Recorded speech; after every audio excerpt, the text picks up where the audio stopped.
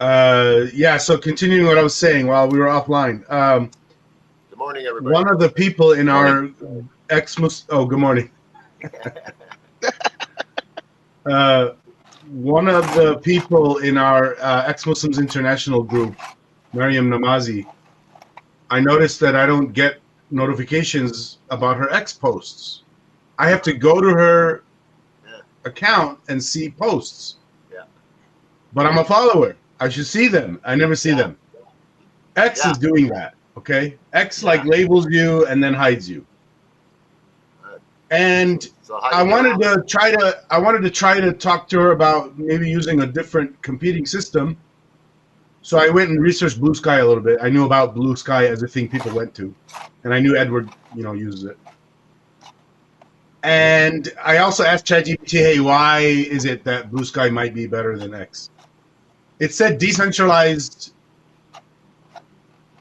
I don't know what the thing was that was decentralized, but basically the way it displays data to users is decentralized. I don't know how it's decentralized, but the point is it's an attempt at it, where X isn't. X is like Elon says, I want this and I don't want that.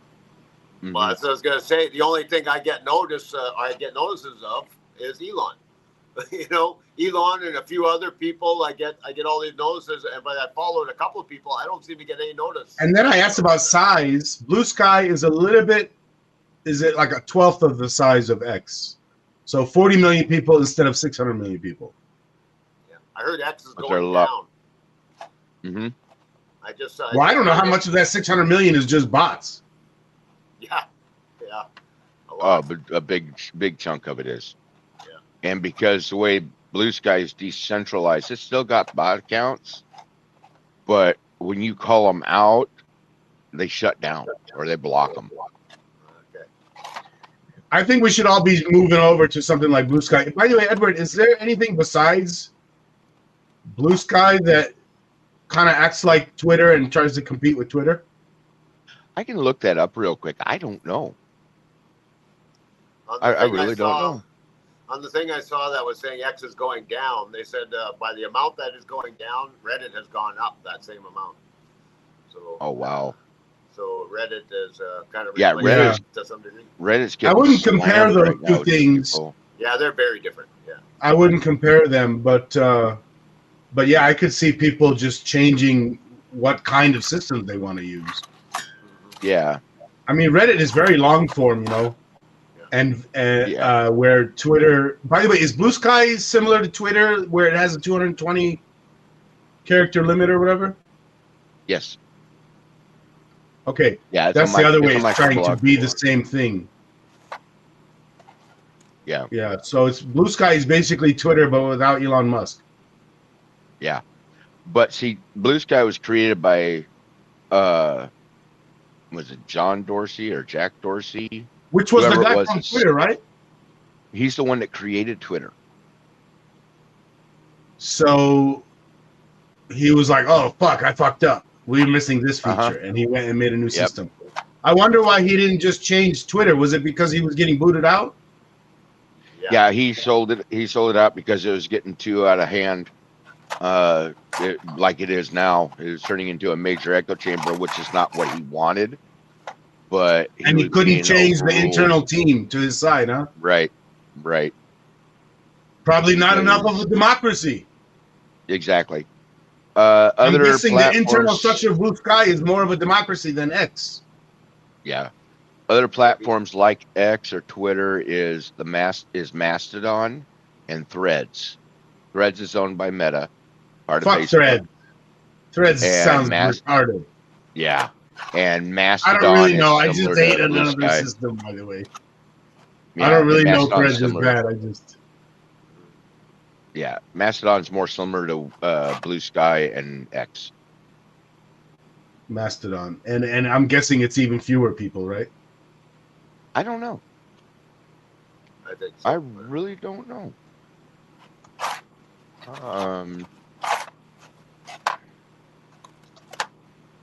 1.8 million. That's way. Oh, active users though. Hold on. Yeah. 9 million. So it's a quarter of. Yeah. Of Blue Sky. Anyway, Yeah, so are we not Mastodon and Blue expecting Sky came anyone else about to the come same time. today? Well, I was hoping that Steve would show up again. I'm surprised he's not here. I kind of had a few questions I wanted to ask him about, you know, the direction. If he had any idea about direction. I did ask in an email about because he was suggesting he had linked that the one podcast there, and I listened to it. And I've listened to that podcast before, but I hadn't caught that episode. I don't catch them all. Ologies, it's called Ologies. And anyway, yeah. So there was a guy that from a band. I can't remember the name of the band now. Took some notes. But anyway, a well-known rock band, kind of pop music band, and he's doing a lot of stuff for climate change, and he's kind of put together a method of getting attention and getting people to work on projects to help climate change. And even, who was it? Glenn Beck, I think it was. He got Glenn Beck to work with him on a project. Glenn Beck doesn't really believe in climate change. But, because he's willing, he looks for ways to find things that they agree on to work on. So they worked together on a project to cut back CO2, methane loss through pipelines and stuff like this, and through the whole process of getting methane to market. There's a lot of loss, I guess, in the pumping system and in the pipelines and everything. So they got legislation or something like that to make sure that there's less of that. And so anyway, and his focus is he gets bands and artists to collaborate and really get their fans involved in these projects. And he had quite a mathematical way of working his way through this to get participation levels higher, and he's been very successful. And so anyway, it's an interesting concept. I don't know if we could get a band or any artists on our side. That would be fantastic. I kind of wanted to ask him about that. And then I thought it was interesting because he mentioned another friend of his that might want to be involved. And I didn't quite understand. He sent an email too. And he sent an email with a link to his business. And he's in the business of selling equipment for bands. Amps and stuff like this, and the whole variety of stuff that they need for their shows, and both selling new and used. I guess somehow it's a network system that you can put your used equipment up for sale, and they don't take a percentage, and they help you sell your used equipment and stuff like that. So anyway, I didn't understand though how he would help. I mean, we're not in the He almost sounded like he was ready to help us from his business, not as an individual. And I don't know how we're not selling equipment or buying any band equipment. No, but he might be willing to help with donations towards reach out from us to get to the mass public. Or well, he's an artist to some degree himself. And if we can get artists involved in this too, I mean, that'd be great. So, anyway, I am up to maybe sending an email. There's an organization. What was it called? Reimagine Earth. Reimagined. I think is what it was called. Something like that. Yeah. So I was thinking I would send him an email, but I wanted to talk to Steve a little bit before I did that. See if he had any ideas of how to approach it. Well, I do know the northern part of Texas, like where Steve lives, they got hit hard last night with the storms that were coming through. They were talking snow and that can really disrupt Texas because our power grid isn't set up for winter weather like that. Yeah, you're on your own. You got your own power grid. You're not connected to the rest of the world. Yeah. Well, luckily I am, but luckily my power is based out of Louisiana, so they're on the national grid. Yeah. But yeah, most part Texas has its own power grid, which is not set up for winter storms. We had what we call snowpocalypse a few years ago, like 4 or 5 years ago. And it knocked out 3/4 of the state for a week. So yeah, it's hard on us down here when it comes to winter storms. So and did that you get snow? Last night? Yeah. No, we only got rain and freezing temperatures. So we had ice on the ground early this morning. Oh, yeah. But we didn't get any snow down here where I'm at, but up north they got hit. Yeah. Well, if you don't have winter tires and you hit ice, you're kind of screwed. Well, it makes it bad too, is like down here, we're not used to getting the snow and ice and that. Yeah. So people tend to drive like they do during the summer, and you end up with multiple accidents or multi-car accidents, and it's just terrible. Yeah. I know during snowpocalypse there was like 300,000 accidents. Yeah. So good tires make all the difference in the world, but there's no sense in doing that there when it happens, a couple of days of every few years. But makes a big difference to have the right tires. You got to have decent tires. Oh yeah. Hey guys, can we get started? Yeah. Sure. Sorry about that. It's okay. Because of last week, and we had a new person, and we were talking about this other meeting we had that didn't go well, and then all of that made me think we need to have basic stuff like when we have a new person, we should put on screen and say out loud this kind of thing. Let me put it on screen now. We try to do these meetings in a democratic way using Robert's Rules of Order. We say that right up front. Yeah. And that, for one thing, that'll help us remember for ourselves what we need to be doing. And then when things go wrong, I can just put this back on the screen. Like when shit happens, I can be like, hey. Do the flashing. Yeah. Get our attention. Yeah, I can see where that can come in handy. Yeah. I need that once in a while. There's no doubt about it. All of us. Oh yeah. And then one more thing, maybe. So we have these 3 comments. They're all in this document, our meeting minutes document. So when Edward takes over doing this thing, you'll have access to all these, that I copy paste these. Right. And I think there needs to be a 4th one, which is really what we're doing in these meetings. Something like the main goal for these meetings right now. KAOS meetings right now is to build the team that will build the KAOS system. Maybe there should be a call to action. Yeah. So if you're interested in helping. Yeah, if you're interested in helping, or if you're interested in joining the team, right? Sure. Yeah, helping, joining, or participating, either one of those would work. Yeah. Let's do participating. If you're interested to participate, what are we telling them to do? Email Brian? Yeah. Since he's got more of an idea on how this system works. I mean, I can do the emails, but all my stuff's technical. If Brian happens to get one for someone, hey, I want to help out of the web, then that's where I get involved.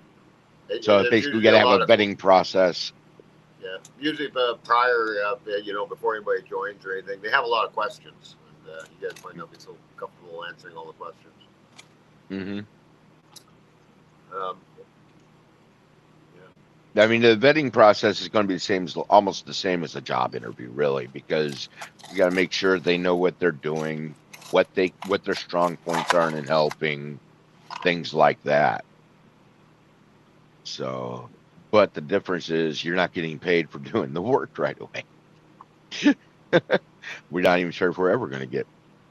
How do you tell people that you can find the email on this YouTube channel? You know how you every YouTube channel has an email like attached to it, and you can click I want to see their email, or some of them. I think some of them don't have one, like at least not public. A lot of them don't. They'll have a website. Quite a few of them don't. Yeah, they'll have so the website. Do you think it's normal to tell people you can find the email on this channel? Because I don't want to say it on screen. You'll get stupid emails. You know what I mean? Oh yeah. What I would recommend is I can set up a link on the website, where we can set up a page where they're directed to it. They have, we have down what we're looking for and things like that. If you're interested in helping us out, send an email. Here's the. I'm not too worried about too many emails or anything, though. Wherever you want to put it. Yeah, but I mean, even bots, you'll get. Because if you put your email address on a website, the whole internet is going to scrape it. Mm-hmm. And then now your email is everywhere. Well, the way you avoid that is by using an image-based email address instead of text. Kind of like the CAPTCHA type stuff. A lot of people will write in caption or in quotes or something, not quotes, in whatever, where you put a thing. So here's what I'm thinking of saying. They'll write the word dot. It won't have a dot. They'll write the word dot. I don't know if you've ever seen that. Or so here's what I mean. Yeah. Read that real quick. I would change, instead of being on the channel, I'd change that to being on our website. Like we were just talking, because like you said, you don't want to have that email address on. Please email us or at what do I write? Please find our email on our website. Sure. Either that, or you can use admin, because I can filter through the admin account and forward it on. We've got the spam bot system in place on our email, so to automatically filter a majority of those out. So then I could just type in the email address. Yeah, you can type in the email address, and then it'll filter through ours, and then I can have it set up as a forward to Brian's account, or there's finicky ways to do it. Okay, so I'm putting the email directly in the comment. That is easier. Yeah. I guess I can't delete it anymore, can I? Delete comment. Here we go. So let's try this again, like that. Yeah. Yeah. Because my systems, between my computer and the website system, it'll filter out the bots and determine what's junk, what's not. And of course, I'll be. And then when somebody emails this account, you'll reply saying something like, "Meet our founder, Brian." You'll CC Brian, then Brian can start talking. Yeah. And I'll set up an auto reply for when they get it too. It said, "Thank you for your interest. We'll be in touch with you very soon." And go from there. I wonder if it's better to actually say, "Brian, our founder, will be in touch with you very soon." Is that better? More personalized? Saying, instead of like, that's like some AI bot might reply to you if you don't say who. Yeah. I think as long as somebody's replying, and it'll be me anyway. So. Yeah, because I'll forward it to your personal email if you want, because I know you don't really mess with the email account I have set up on KAOS for you. Yeah. So we're pretty much done with that. I guess so. Yeah. Now we have 4 they're called canned comments. Mm-hmm. Okay. Old items. If I just vaguely remember the last few things we've been working on. Brian, did you want to go through like using ChatGPT to help you write the document that you're trying to write?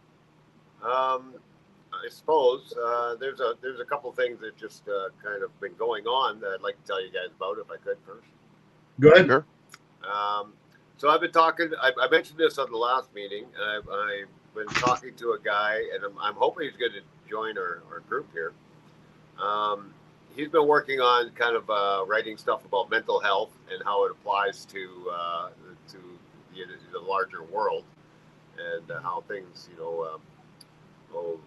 depression, and like how there seems to be quite a lot of almost nationwide depression and stuff like this, and it's focused on what's called mirroring, and that's a method of dealing with mental health for a therapist or somebody else, and you're talking about using AI for mirroring, and using our KAOS system would work very well for that. You kind of need a base of information to work off of and get a feel for what everybody's thinking, and that really helps in this mirroring type of method of working with mental health. So anyway, we've been talking. I'm hoping to talk to him some more. I'm hoping he'll join us eventually. I'm hoping he does a lot of writing on this subject, and I'm hoping he'll write something that kind of blends the two systems to some degree. Anyway, so that's one thing that's kind of going on. Is it might be a while here before he wants to kind of step into joining us in these meetings. And then there's another guy. I'm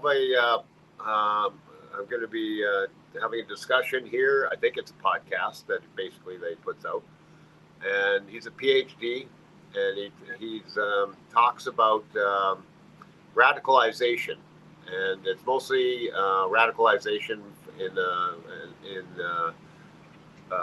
from a religious point of view, both on the left and on the right, and on the left and on more like Christian radicalization and Muslim radicalization and stuff like this. He's Syrian. He lived in Syria, but he grew up in Syria, but he's Jewish, and he moved to Israel just before the October 7th. And so he has friends on kind of both sides of the aisle on all this stuff going on. And so he's been. So anyway, he has discussions about radicalization from all religious. Like I said, it's mostly religion focused. So anyway, I kind of convinced him that this perhaps we could that politics does play into this, and we had quite a bit of a talk there. Anyway, he's invited me to come on his show. I don't know if it has much of a following, but we'll see what happens on Wednesday. I'm going to be doing this. So anyway, I thought it would be interesting to you, Rami, because you're the apostasy laws and everything like this. He considered himself atheist too, I think. He talks about this. He has a friend of his that's Syrian that he can't be open about the fact that he's, he'd be about his beliefs now because he's pretty much atheist. And why can't he be open? He's in Israel. Why can't he? No, not him. His friend is Syrian, and he's in Syria right now. And so he has to hide this aspect of his life. And right. So anyway, it touches on a lot of stuff that you talk about. I think you might find this interesting. I'll probably bring you up. Send me a link. Yeah. And remind me what it is that you sent me a link about. What is it? Were you describing a podcast or what? Yeah, I believe it's some kind of podcast. I'm not sure exactly exactly how it works or whatever. We'll see. We'll be doing it on Wednesday, and we'll see how this goes. And it's some kind of podcast that he does where he has discussions with people, and it's mostly religious, focused around religion. Now, I'm going to be steering him away from a religion to some degree in our discussion, but that's usually where he's focused more, is on religious beliefs and how it radicalizes people. I'm pretty sure he's focused on secularism. Yeah. I mean, that's where it can tie into democracy really easily. Yeah. Right. I don't think you can have a functioning democracy without secularism. Yes, absolutely. Yeah, that's definitely going to be one of the areas that we're going to be talking. Yes. Yeah. So, yeah. Anyway, we'll see how it goes. I'm not exactly sure how the conversation is going to split into different areas here, but we'll see how it goes. I mean, he likes to talk about the mentality of society and how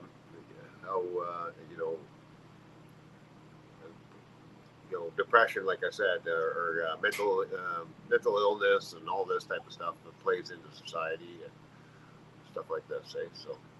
Yeah. Well, in general, the religions. I mean, they were made before the concept of mental illness. Oh yeah. And they had explanations for the symptoms that we now explain with mental illness. Oh yeah. Like demons. Yeah. Mm-hmm. Yeah. And that's why we still have phrases like, yeah. What's the phrase we use now? Like, people will say, how do they say it? Something like you're struggling with your own demons. Yeah. But a lot of times when people say that, it's atheists who really mean something other than demons. Yeah. Yeah. Right. Like we say you're skeletons in your closet or whatever. Mm-hmm. Just shit trauma from a long time ago. Right. And the coping mechanisms you now have today because of that trauma. That's what we mean by our demons. But the people using this phrase don't believe in demons anymore. But over there, or let me say it this way, just a ton of people in the world are still really into the religious explanation for these symptoms. Yeah. Mm-hmm. And it fucks them so bad. And by the way, that's how I got out of Islam. Because my wife was doing those things. My ex-wife was doing those things. I saw Islam as it's a guide for your life. But if this guide sends you or makes you think of demons as the cause of your symptoms rather than, hey, you have mental illness and maybe you should see a mental health professional. Yeah. Mm-hmm. But in their view, it's like, no, you got to see a demon healer. Yeah. Yes. And it's so fucked up. It's worse than that. There's actual psychiatric hospitals in the Islamic world where they know the science like we do. They don't believe in that demon shit. But then they lie and say, oh, yeah, we'll do jinn healer stuff. Because they know the patients want to hear that. That's right. But I don't think that's helping anyone because you're just, I don't think that works well to lie. Yeah. Yeah. I don't think it works. Yeah. Yeah, Anyway. I know what you mean, though. Yes. Yeah. Anyway. If anything, it's just confusing things a lot. It's letting them keep thinking of their stupid nonsense. Yeah. But at the same time, you're not reaching them at all if you don't, because they don't believe in the same stuff. Yeah, that's why I'm not exactly sure of how it should work. Yeah, there's no. Seems like what they're doing don't make sense, but yeah, if you can get them in and then also talk about the other things, and then they get help that way too, that's probably better than they don't even come at all and they just go to the demon healers. Yeah. Right. The exorcists. Yes. Where they just recite some religious saying and they got a spray bottle and they're spraying you with water. Yeah. And they're acting like it's some special water. It's amazing how many. I mean, even in the Western world here, it's amazing how many people do still believe this type of stuff and demons and things like this. And, yeah, well, it's pretty easy when it's like it's a whole methodology of thinking that leads to all sorts of things, like even stuff like believing in astrology. Yeah. Right. That's the same category of shit. Or oh yeah. Not jinx. Jinx. Don't jinx me. It's the same shit. Yeah. I'm getting annoyed. Maybe it was a Jason subject.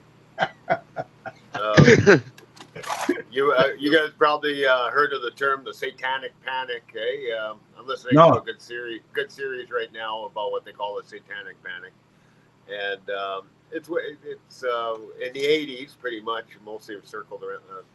It was around the 80s, there was a lot of people, and this was all tied into pedophilia and demon worship or devil worshiping, and doing sacrifices to the devil and stuff like this.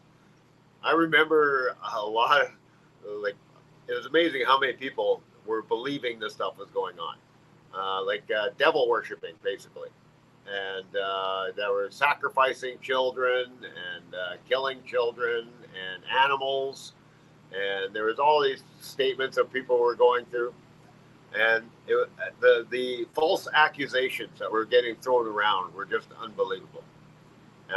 Here in a small town in Saskatchewan, here in Canada, there was an accusation, and it's made headlines throughout the world, that there was a daycare, and the daycare was being run by the wife of a guy who was an RCMP officer, and somehow somebody got the idea that they were doing satanistic rituals with the children that all involved pedophilia and child pornography and all this stuff, and that they were doing all this at this daycare and involving a whole bunch of kids. And it just ruined lives. It was people were charged. People went to jail for a while. I don't think they ever got a conviction, but I mean, like, thrown in jail until court and stuff like this. And this whole town was just turned upside down over these accusations. All turned out to be fake. It was all false. Now, I never saw, like, this was in all of our newspapers at the time, talking about this going on and how this whole town was infested with devil worshiping and all this stuff, right? And there was a bunch of people in the town that were all accused of this, and there was so much hatred and violence going on. People were getting beat up over this and threatened, and lots of lives being threatened and stuff like this. The RCMP officer lost his job and all this stuff. And anyway, it took years for this to I never saw a retraction. It wasn't until 5-10 years later that on a show about this type of stuff and how it went crazy, talking about that town and how not a single charge ever stuck. Nothing was ever true in all these accusations. There was no pedophilia going on. There was no devil worshiping going on, right? And yet it was, like I said, it was the headlines that got out all over the world about this town. Anyway, that was just one of the bigger things like this, but it was all over the place. And I'm interested to see, this is at the height of when people thought there was something called memory suppression, where something would happen to you. You know, you were abused as a kid, but you didn't remember it. And in most of these, I'm listening to the series now, and I'm hoping that they are going to bring this part up. The series is done by a woman that actually did a kind of a smaller series in this regard, but now she's doing this with PBS or something. I think is involved in this new series that she's doing. And so anyway, the original show was called "You're Wrong About." And it was about, what people were all wrong about their thinking at the time. And she never touched on the hypnotherapy part, which I was disappointed. She has a sub, and I mentioned that in there, and I don't know, it didn't get much traction. But there was a whole hypnotherapy thing going along with this. Hypnotherapy back in the 80s was this big thing where you could go to a hypnotherapist, and these people, you could get a license as a hypnotherapist quite easily. And, attend a few courses, and then you were an official hypnotherapist.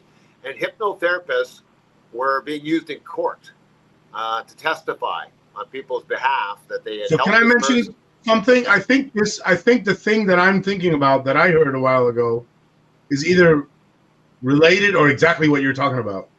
It was in the 80s. I don't remember hearing anything about Satan or satanic shit. But I do remember... And again, this might be just next to it and happening alongside it and with it. There was a ton of people that went to jail for abusing children because during the court cases, the children were saying, yeah, these things happened. and then they all came out of jail decades later because they went and looked back at the evidence, and it was more like the kids were coached to say these things. Yes. And it's not necessarily that the therapists were consciously knowing they're cheating, because you could just accidentally do that. Yes. Right. Yeah, this is what this hypnotherapy had proven. Now, it is very much recognized that you can implant memories in people's brains. Yeah, so if you just say to a little kid, basically, imagine, yeah, your father did this, didn't he? And then it's like, oh, yeah, I think he did. That's basically it. Yeah, well, you can't ask leading questions. I think there was a lot of leading questions. That's right. It's all based on leading questions. And now that's why there's so much talk these days about leading questions. That was not an issue in the past. Nobody understood what leading questions meant.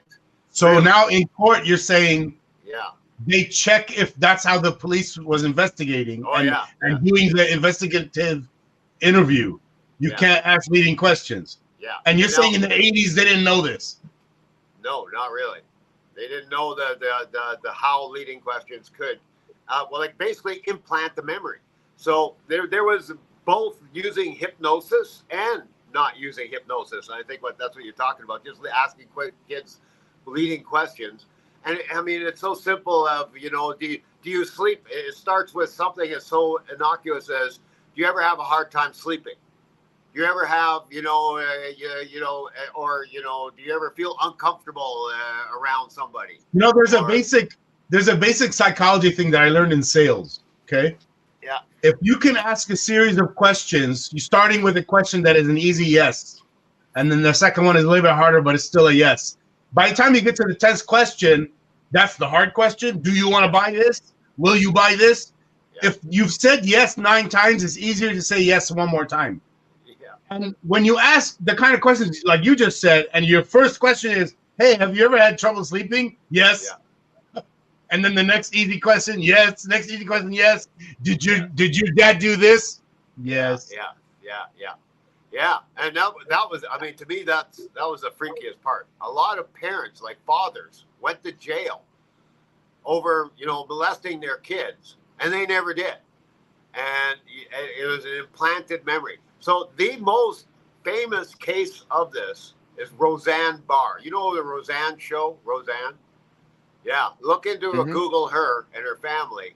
And she thought, at one point, all of her families, including cousins, uncles, everybody, were molesting her in a satanic ritual ways. What the fuck are you talking about? Hey? She thought they're molesting her? Did somebody stick that idea in her head? What do you mean? Yes, they did. And so she was going to therapy.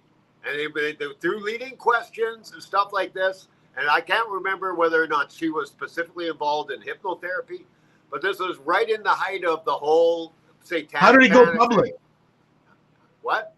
How did it go public? She made a public announcement about this. Did she make it saying, "Oh, I realized I made a mistake," or she was still in the mistake, saying, "This is what"? Her first public announcements about this was about how her parents she was coming out as the victim, right? And that she had been victimized as a child, and that this, anyways, and that she had all these mental illness problems because of this victimization. And then her family, she stopped all contact with her family. And she was not speaking to any of them because she felt they had been abusing her. And but she never actually charged anybody. There was never any actual charges. But the family, all of them, cousins, uncles, brothers, aunts, everybody got together in a group statement saying, "We didn't do anything like this. She's crazy. This is insane." But eventually the truth came out? Eventually she retracted her statements to a degree. She said that, basically she said she's unsure of everything now. Like she never did. She didn't totally erase them of all these things. You'd have to look it up. Does she not talk to her family anymore? I don't think she does. I don't think she talks to her family. And yeah, so anyway, that just ruined lives in her family over this. But at least nobody went to jail over this. But there's lots of famous cases of people putting their fathers in jail when their father didn't do anything wrong. And you know, to me, that's the worst. I'd rather somebody said that I killed my own child than to say that I sexually assaulted him. And to me, that's like the worst thing in the world to be accused of, right? It's insane that that people actually went to jail over this, and then were released years later, and they would take this suppressed memory syndrome was the courts believed this stuff. And they would have these hypnotherapists and other therapists come in and testify saying, yes, this is true. Now, there's no such thing as a hypnotherapist that could testify in court. They don't accept them as legal. Don't they also not allow the lie detector anymore? Yeah, oh yeah, there's no lie detectors in court either. And that maybe went away in the 80s also, right? Yeah, I think you can still do a lie detector test. And that can be like circumstantial, but it can't be used as real evidence. But people still use them, but they're not considered to be reliable. Well, I know people use them, but I meant in court. Yeah, that's what I mean. And I think you can. Yeah. I think people will still do it, and it'll be like a side note they mention in court. You know, it's not hard evidence, right? But. Yeah. So anyway, and then therapists have come out now and said there's no such thing as repressed memory syndrome. In fact, that's what they call it, post-traumatic stress disorder is all about. Is the fact that nobody can forget these things. When you are abused, you can't forget it. And that's it's exactly the opposite of repressed memory syndrome. People can't get it out of their heads when they've been traumatized in some way. So, and they want to get out of the house. And they wish there was such a thing as repressed memory syndrome, you know, because that would relieve them of the pain that they go through. So this is, you know, so it's exactly the opposite. There is no such thing as repressed memory syndrome. I wonder how old that concept is, repressed memory syndrome. Well, it was big in the 80s. That's what I'm saying. That was a big part of this satanic panic bullshit. And like I said, Roseanne is a classic example of the most famous person. In the 80s. Yeah, mostly 80s. It's still going on to some degree. You know, there's still people out there thinking that, you know, I think to some degree all this talk about, you know, like Pizzagate.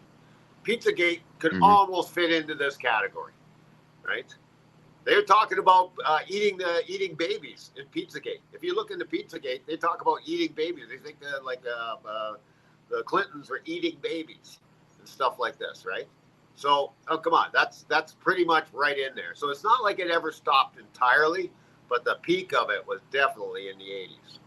I remember reading articles in reputable newspapers about the fact that they were finding dead animals on the outskirts. I remember reading an article where they were saying that on a regular basis, police would find sacrificial animals that were obviously used in sacrificial, like the remains of cats and dogs and people's pets that were used as sacrifices to the devil, and there would be obvious signs of what they did. I don't know what I can't remember, but they would actually spell out what was done to these animals. They were disemboweled or whatever it was, and that these carcasses were the remnants of people doing Satan worship, and you'll find this around the outskirts of any city.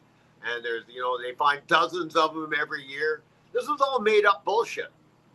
It was all made up bullshit, and you know, you don't hear about that shit anymore, not as repetitively anyway. But like I said, there is still talk of this type of stuff going on, and it was all just bullshit, absolute bullshit. And then it goes into, you know, it's just stuff that wants to spread easily. And this was really before computers could spread stuff so easily. You know, I remember my sister-in-law talking to my wife when we were just, and so this is later even yet, you know, into the 90s, just before 2000.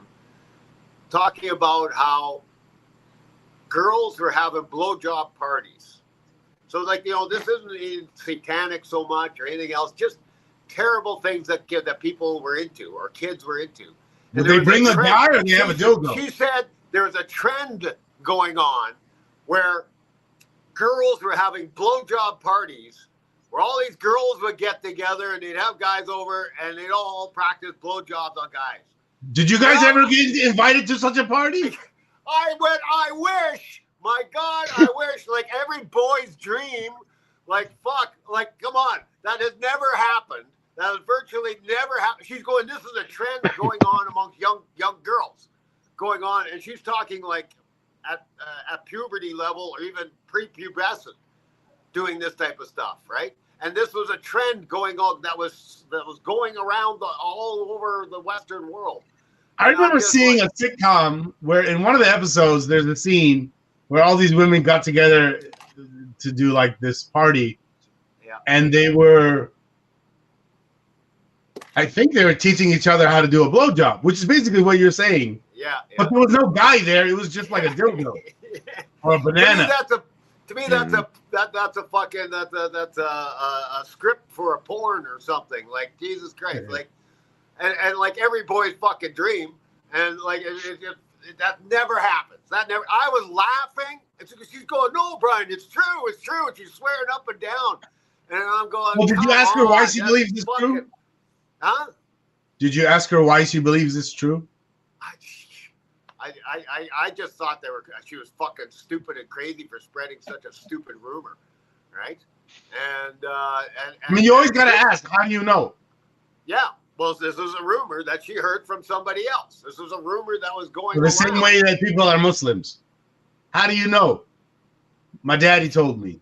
How does he know? His daddy told him. How does he know? Nobody, dude, so many people are Muslims, they never read the Quran. And they learned it from another person who also didn't read it from the Quran. Wow. Who learned it from another person who also didn't read it from the Quran. Christianity is the same way. Most of of course it is. Of course it is. It's all of them. Like, I wonder what percentage of adult theists ever read anything in their supposed book. Yeah, very small percentage. Very small. I bet you it's something like 80% never read anything. Yeah. Well, you got to think, before the printing press, nobody read it. You only had your leaders. They were the only ones that read this stuff. Dude, there was a guy, an imam. Imam means like priest. Yeah. But in Islam. And there's a guy I know went up to him, is talking, about religious issue. And the imam is arguing the religious issue based on what he knows about Islam. And then the guy asks, so like, where is this in the Quran? Come to find out, the guy can't read Arabic or the Quran because it's in Arabic. The guy is an imam, a priest, but cannot read the book. Yeah. And he doesn't know another language. He's only Arabic, so it's not like he can get a translation of it. How are you sitting there? I wonder how many priests or people like priests never read and can't even read the book. I thought that was insane. How do you even like? You're just spreading rumors, basically. How do they know that? Yeah, well, like they believe it, Just like my sister-in-law thought that girls are giving everybody blowjobs or whatever. Like, that's just they believe it. They fucking believe it. I don't know why. I don't fucking understand it. And you should have asked her. Have you been to one of these parties? Yeah. Like I said, I laughed. I thought it was the funniest fucking thing that such a stupid rumor could actually spread so fucking wildly, Oh yeah. And she believes it so strongly, right? And she's so upset about this. Like, she's upset. She's livid about this fact that's going around. And oh my God, how are we going to combat this? And I'm just like, fuck, you're stupid. That's crazy. And so anyway, and people, they eat it up, and they are really they're physically bothered by this. Like, they are so. But there are things that sound just as crazy as that, and I'm pretty sure they're real. Wow, yeah. I mean, it's borderline. I'm sure some girl somewhere did have a blowjob party once, somewhere in the history of time. That for sure happened somewhere. But I mean crazy. I mean crazy shit like, and maybe this doesn't sound crazy to some people, but for me it sounds crazy. Like, you know, the kind of style of orgies they say, where like a bunch of rich people wear a mask and they go and do a big orgy with a bunch of people, or even the concept of swingers. They call that furries. They're furries. Furries. Furries. Or even the concept of swingers and swinger couples meeting other swinger couples and be like, hey, do you want to, like, to me that sounds crazy. It does happen. They actually have they actually have clubs and groups. Oh yeah, that's what I'm saying. Those things are real, so it's not that hard to also think this other thing. Yeah. What is it? Blowjob parties are real. Yeah. But man, you gotta. I actually just looked up information on that. It's actually an urban myth. He's looking for a meetup. No, I'm not looking for a meetup, but I was just curious on my own part. And so I decided to do a little research there while he was talking. It's like it's all an urban myth, just like the rainbow parties. The rainbow party. What was the rainbow party? Multiple girls with different shades of lipstick laid heavily so it leaves a mark on the member. Oh, yeah, okay. I think I heard that one too, yeah. Gives you a little rainbow going down it. But if you want to talk about swingers, I have a bit of a funny story. I had a guy when I had my own welding shop. I was doing some work for this guy, and he had a girlfriend that was they weren't married, but they were a couple. And anyway, he was a long haul trucker, and he taught her how to drive, and they do all these long trips down to the States. And anyway, so I do repairs on his truck and stuff like this. And anyway, we found it interesting that his girlfriend was actually the grandmother of our neighbor, one of our neighbors where we were living at the time. And that neighbor gave piano lessons. My daughter was getting piano lessons from her. So we got to know that neighbor pretty well. And anyway, this is their grandmother. Anyway, and then one day he started telling me about how they're swingers. And they hit all these clubs all the way down into the States and everything, eh? And he was very open about this, telling me all about it. I don't know if he was like, I kind of felt like he was going, are you interested? And, I wasn't interested at all. But, yeah, I thought that was pretty wild because our neighbor that was at top piano, she was very religious. And I was thinking, boy, I don't know if she knows about her grandmother. Well, see, the thing is, the way I look at it, and you're going to think this is weird, but logically it's not. The LGBTQ, the swingers, all that. Yeah. The reason why they're so notorious is because of Christian religion. What's funny about it is they don't realize that they're showing people that it's out there, so more people are going, oh, okay, I can actually come out or be myself, and it kind of backfired on them. It's kind of like advertising for them. Yeah, I can see what you mean. Mm-hmm. Yeah. People don't realize that exists, and then that exists. Well, it sounds interesting. Yeah. Not everybody. Not everybody is monogamous. There's a lot of people that aren't, and so. Anyway, Anyway, I thought that was interesting. I was quite surprised how open he was about talking about this with me. I didn't really want to hear about it, but he was quite open about it. You'll actually find most of them are very open about it. Oh yeah, I believe they are, and he was a nice guy. They were a nice couple. They were, I'm not saying anything bad about them at all. They were very, very nice people. He was a great customer of mine, and it didn't really change my view on them at all. It was just an interesting fact. And since I knew her daughter, I thought that was kind of interesting. I don't know, and her daughter was quite religious, like I said. So I don't know if she knows about her mom, but or it might have been her mother-in-law. I think it was her mother-in-law. So I didn't know her husband very well. So, but anyway, it was an interesting tie in there that I thought was interesting. But yeah. Anyway, so they are, yeah, I think it's fairly prevalent. We don't hear about it all that much, but and it's not a big deal. They're all, whatever they're into is fine with me. It's not bothering me at all. But anyway, yeah. But the satanic panic was definitely a thing, and it still goes on today. I think there's a level of it that still takes place right now, and I think a lot of it is driven by religion. You know, it's these religious people. I think that spread a lot of these rumors. You know, and what they don't realize, they're shoving their members out of the fold. Yeah. You know, because people are like, nah, this is too archaic. I don't want to have anything to deal with it. I'm out. Yeah. You know, or it's too cult-like or whatever. You know, it's just the churches are bleeding members, and it's the church's own fault. Yeah, for sure. So, yeah, well, I do have some. Yeah. Okay. Go ahead. I do I'm have off some the subject. statistics. Yeah. I do have some statistics for the website. Okay. I'd be glad to show you guys. Sure. The first one I'm going to show you here. Give me just a second here. I got to get to it. The heck is it? Screenshots. This one here. Is that the right one? Yeah. This one here is showing what the popular articles are on our website, how many hits are hitting it. Now, take into consideration, quite a few of these are probably actually AI and search engine spiders. I'd say probably about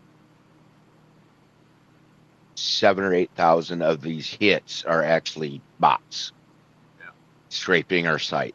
So we're sitting at 14,902 hits on just our homepage. So we're getting traffic. And as you can see, it breaks down to ones. Now, don't worry about this bottom one because I haven't even gotten the page published yet, but it's still in the system. But you can see we're actually getting traffic. Which is a good thing. Yeah. I've been doing a lot of posting lately. Well, not so much posting, but commenting and putting in the link in the comments that I make. Right. And so there's a lot of that. And then I'm sending some AI that way too. This guy that's I've been talking to about his system or his ideas on his mirroring and stuff like that. He'll send me stuff he's written, and I'll put it through the AI and help me interpret what he's saying. And I'll ask it to see how it meshes with the KAOS system, and I always have it review, even still a continuous conversation where I've had it already read our website. I'll have it review the website almost every time because these AIs, they forget the details, eh? Right. So I'll give it a prompt like please take a look at please go through the KAOS site again and then see how this new information relates to it and stuff like that. So it's searching our website. I've done that quite a lot. So our website is getting searched through AI because I'm sending it there. So now this one, don't worry about the RCF. That's just the internal name on the site. You can see how our traffic has been increasing here, going up. The green is the number of hits, the blues and the green and the light blues, pages and files. Just for November alone, we're averaging 915 hits per day. And we're getting 225 visits a day from actual people. So we're getting up there. Just for the month alone, we've had 6,773 independent person visits to the website. So we've served 6,773 people have visited the website. That's not bots. The system set up where it separates what's known as a bot and what's known as a person by IP address. And we're averaging 6,773 visits just for November alone. Word is getting out. I'm doing my part. I've got You know, most of my correspondence, I put a link to the website and things like that. So we are getting traffic. And that's a good thing. That means people are getting interested. Now I just got to get them to start posting to the forums. And that's where we're lacking at. I've sent out quite a few emails lately to different people that are semi have some fame or some traction out there. Usually people that I find that I'll see on here on a podcast or something like that. Still not getting any return emails though. Nothing of any value. Like just other than okay, I saw this or something like that, right? Right. Which is quite disappointing. I mentioned a few shows ago here that or meetings, whatever we want to call these, that I had contacted a place called Fire, and they're all about freedom of speech, and probably the most active site on freedom of speech these days. And so anyway, I contacted. We had talked. I think Rami, you had suggested I should ask them to come on the podcast here. So I did that, and I basically asked them if very openly, but not explaining who I was at all, and saying that would you be willing to can we get somebody on the podcast? And I got one of these automatic return emails right away saying, we got your email, and it said, if you're interested in somebody on the podcast, please go to the website and fill out this form, basically. So I thought I was going to have to do this step next, because it was like, if you want to make a donation, do this. If you want to get somebody on a podcast, do this. If you want to there's like 3 options. I can't remember what they were, the other one. But anyway, so I thought I was going to have to email them again or, go to or fill out the form, basically. But then I got an email right away from somebody named Jack. And it said, oh, you obviously was interested in coming on a podcast, right? And so that was like very next day I got this email. Oh, what's your podcast about? So then I very, kind of sheepishly explained that we don't really have a popular podcast, that we do weekly meetings. And then I said we have these standalone podcasts like you had suggested there, the one Ernst and I did. And so I mentioned that one. I gave a link to that one. And I said, we're just kind of starting out. And, please, can we I'd love to have you on here. I know it's not much of a following yet, but, we'd love to have you on. And I gave a link to the website and kind of explained a little bit more about what we are, what we're about. Never heard back from it at all. And very disappointed in that, and I emailed him later and I said, I'm not impressed with your ghosting me. You could have at least said we don't do podcasts under 1,000 followers at least, or had some kind of limit. I would have understood that, the fact that you just ghost me entirely after you sent me an email, saying, oh, I'd love to be on your show. What's it about? And then never getting back to me. Fuck. That's ignorant to me. What the fuck? They already had a process in place. He didn't have to send me an email. He sent me an email, obviously, because he's eager to do podcasts. And it's understandable that we don't have that much traction, and but he could have at least just followed up and said, yeah, I'm sorry, you're too small, or whatever, right? Right. But, people... Brian, you're trying to teach people manners? Fuck. Like Jesus Christ, I get nothing back from these people. There was another, and it really bugs me when people. How long did you wait before you emailed them back? What?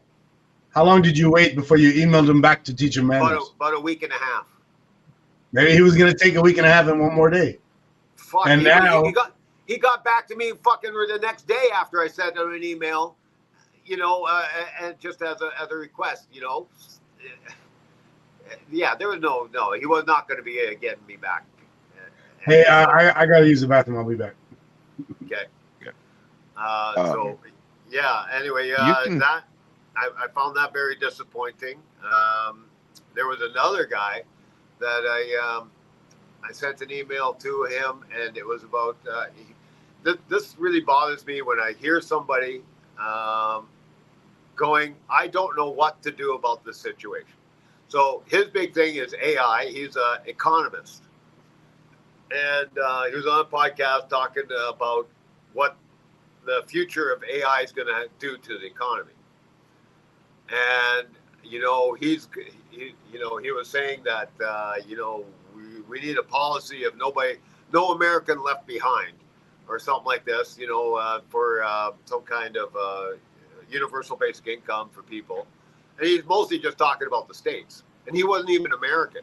He was from, he was based out of Europe or something like that. So, you know, I don't know why you're talking American. We need that policy throughout the world, not just in America. Anyway. Yeah. But America fights it the biggest, I think. Yeah. But, you know, you're not going to make your border strong enough to stop everybody from coming in if this is the only economy there is. Everybody else is going down the shit. You're not going to be able to build a big enough wall. You know, people are going to be. Well, even our economy's going to shit here, so. Yeah, but even if you guys did find a way around that, is my point, right? If you're not including the rest of the world, well, fuck, you know, the rest of the world is banging on your door. Yeah, well, see, I know the biggest problem with the UBI in the United States is, of course, we're a for-profit country. Everything's about the mighty dollar. And the biggest arguments that's really going, oh, I'm being taxed too much. Yeah. Or my taxes shouldn't be going to help people. Yeah. You know, it's like, okay, you greedy SOBs. We see how you really are. You only care about yourself. Hell with anything else. And I've actually sat there and questioned these people, and I bet you call yourself a Christian too. Yeah, yeah. And they come back, yeah, I do. It's like, well, you're missing this part. And I'd quote off, I can't remember it off the top of my head. I had it pre-planned, but I'd quote off a verse from the Bible that states, take care of the weak, the poor, and all that. Yeah. And he's like, it's not in the Bible. Dude, I just showed you the exact verse with the entry points, and you're saying it's not in the Bible. Why don't you open your Bible and look it up? Yeah. And he's like, why should I look at the Bible? I know the Bible. And it's like, obviously you don't.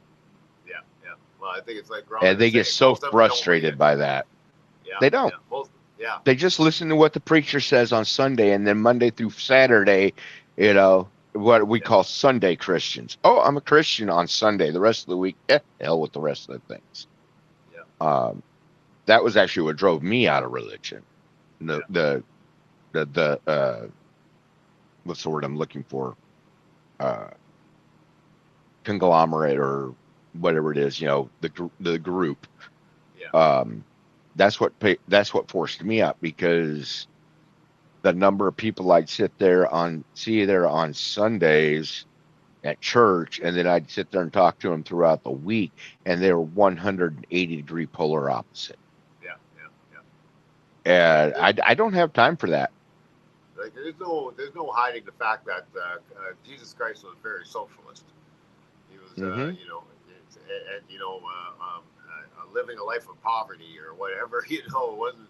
It amazes me the whole prosperity Bible. You know what they call the prosperity Bible or prosperity preaching. How they can interpret that out of the Bible. It's beyond. You know, well, that's just it. It's all interpretation of the Bible. The problem is they're relying on the pastor, the preacher, the priest, whatever, to interpret the Bible for them. Well, this is a biased interpretation because you're not making up your own interpretation of what you're seeing. Yeah, and their interpretation is so far off from the teachings that you actually read the damn thing. It's just like policies in government too. You know, we're going to do this, we're going to do that, but they realize when I can't do this. Well, I'm just going to ghost the whole subject. Yeah. And then you got everyone clamoring saying, hey, what about this? Oh, that's no big deal, but look at this. You know, the deflection and deny. That's the downfall of society. Yeah. So I sent an email to this economist, and you know, he was like, the guy's asked, he goes, we need some policy where there's no American left behind, he said, which I thought was a weird statement because he was not even American. But And then, but then the guy, the host goes, so how do we get there? How do we? And he's like, I have no idea. I have no clue how we're going to fix this problem. I'm at a total loss. I don't know what we're going to do. We are so screwed, right? And it kind of just goes on like this. So basically, I'm offering him a solution, right? I'm offering him some kind of way of a possibility. To reach. There's some web method that might be a solution. And I'm going, can we talk about this, right? Anyway, so I sent him an email with a link to our website and everything. And he got back to me, but the next day he goes, oh, thank you very much. And that was it in the email, right? And then so I followed it up with another email. Okay, well, have a look at it and, and pay special attention to the way we're separating the data from the analyzing of the data, and that we can do this without any politicians. We don't need them to say, let's do this. We don't need a go ahead from anybody. Right. We can do this without any, so get this thing started. Without any government influence. Yeah. So anyway, and he never, that was a week and a half ago again, and I have not heard anything back from him. And I'm tempted to send him an email too and go like, what the hell, you thank me for this thing, but then that's it. Like you're not up for a discussion at all. You admit that you have no fucking angle on this. You're totally at a loss. I'm offering you something for a solution. You might think it's absolutely insane, but isn't it at least worth a discussion? Isn't it worth fucking a little bit of a discussion, right? You're not willing to discuss it at all. Like, it's so frustrating. I find it so frustrating that what I would do first, instead of just going on the rant like that, send me an email just to follow up. Hey, did you ever get a chance to go through that? You have any questions? Please let me know. We'll get you on the podcast. We can all answer your questions. Entice him to come on and get his answers that he's looking for. Maybe it will work, maybe it won't work, but we won't know unless he asks his questions. So that's what I would. To me, that's what I did right after. I did follow him up, like I said, and I pushed him on a couple of specific points and asked him to, give me your feedback on that, right? So, I mean, I could do that again, but, I kind of already took that step. Yeah, I just take he's an economist. He's busy right now. I would just take a chance to bump him up and let him know, hey, where are you standing on this? Let me know. I set up all my emails where when they're sent, I get a read receipt, which means they've opened the email and read it. If they haven't owned it, I don't get it. But if I never hear from them, it's like, okay, well, obviously either went to their junk mail or they're just not interested. Yeah. Can you tell them it went to their junk mail or they actually opened it? You don't have it. It only registers a read receipt when it's been opened. Yeah. So and then the other one was Audrey Tang. I sent Audrey Tang. I don't know if you guys remember who that was. I brought it up a long time ago. Audrey Tang is out of Hong Kong, and had one of the more successful things where she got people to participate online to do a basically like a survey, but also where people she got them to do some kind of I don't know what you would call it, but where they all work together on a system where they were able to find consensus within like a focus group, and she got a bunch of people to participate, and this led to some legislation written. I don't know if it actually became law, but it was one of the more successful attempts at getting people to participate online with legislation and stuff. And it has kind of, if I looked up the history or how it's going now, because the program is still running, and it's losing traction now. It gained quite a bit of traction at one point. This was at the height of what they called the umbrella protests or something like this. And so anyway, she or they she's transgender, has moved to the United States, is now involved with an organization called Collective Intelligence. Oh yeah, the Collective Intelligence program or something along that line. So they have a Substack, and they've come out with a couple articles, and they did one, and talking about, once again, kind of like a focus group system that they put together. Mm-hmm. And anyway, I fed that one through ChatGPT as well to see how that overlaid with the KAOS system. And well, actually, it wasn't with ChatGPT. I did this with Grok. And Grok had some great things to say about how this would marry really well with the KAOS system and everything like this. So I had it help me write a couple of emails. First of all, a comment that we put into their Substack, and as well with an email following up, because I had an email exchange with Audrey before. And they were one of the few people that ever got back to me on, pretty much the only one that's ever gotten back to me discussing, what I wanted to do with the KAOS system. And when I started that discussion, that was before the website was set up, and before I wrote that introduction and how it all works there. And so that was all finished, and they had suggested a bunch of things, had a bunch of suggestions about, things to look out for and things that could be problematic and things like this, which I felt were all covered in our with our website. So anyway, I sent an email. I haven't heard anything back. That was a week ago now. And so I'm a little bit disappointed because Audrey was good at getting back to me. She was the only one that ever got back to me with any of this stuff. So I was hoping that I'd get an exchange going again with them, but it has not worked out that way. So I don't know what's going to happen there. I'm very disappointed again. I'm not getting any feedback, but they do fairly. I don't think it's regular on a schedule or anything, but they do put his stuff out on Substack. So at least there's an option there where I can put in comments that everybody can see.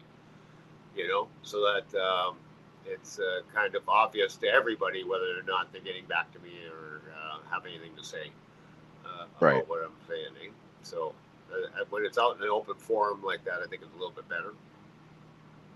So we'll see how that goes. Anyway, I'll continue with that.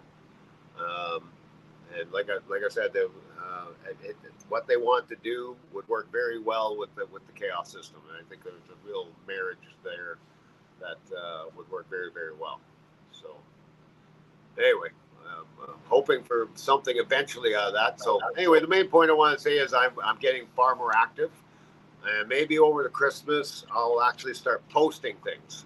I don't do much posting. I do more commenting from other people's posts, because generally our posts don't get a whole lot of traction. But certain things I think will, and a lot of these posts, I can't just put the website out there because I get called a shill or whatever, and or I get banned. Yeah, I got banned from the John Stewart subreddit. Yeah, I remember that. Yeah. And it was funny because they sent me the moderator. I couldn't believe what a big rant this moderator sent me over that whole thing. Hey guys, I got to interrupt. I have to go. You guys can keep going. I think we're pretty much done. I think we'll call it a day here.